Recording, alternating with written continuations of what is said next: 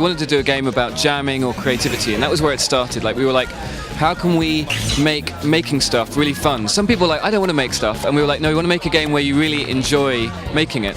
And we were bouncing ideas around, and then Dave, one of the co-founders, Dave Smith, he came up with this awesome little physics prototype that was kind of half platform game, half physics engine, and you can see it in the game right now. And what we wanted to do with this game was try and combine those kind of open-ended elements that we'd learned from Lionhead with a kind of more console experience, like a more kind of wrapped up, beautiful little piece of fun.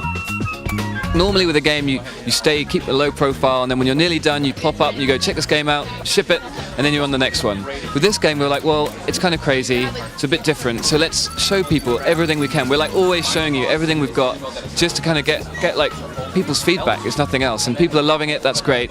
And then we're just going to go forward, ship it, and then keep downloadable content, like supporting it, making it, growing it, whichever way the community wants to go, we'll go. So you can publish levels and find levels to play. Like, even if you don't want to make stuff, you can still find like thousands of levels people have made, and that's integrated right into the game. So you don't need to pop out onto the network, onto the cross-media bar. You can do it right in game. And one of the most important things is that you can rate levels. So you play a level and you love it, you rate it right up. If you play a level and you hate it, you rate it down.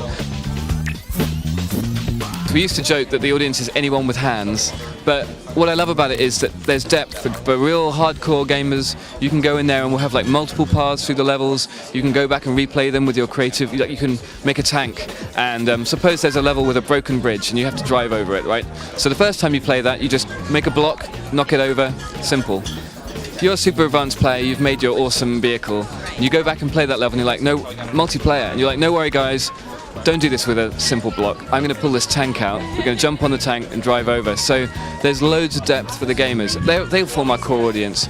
But I could play this with my mum, I could play it with my sister, I could play it with my kids if I had them, and like, that's great. The more the merrier.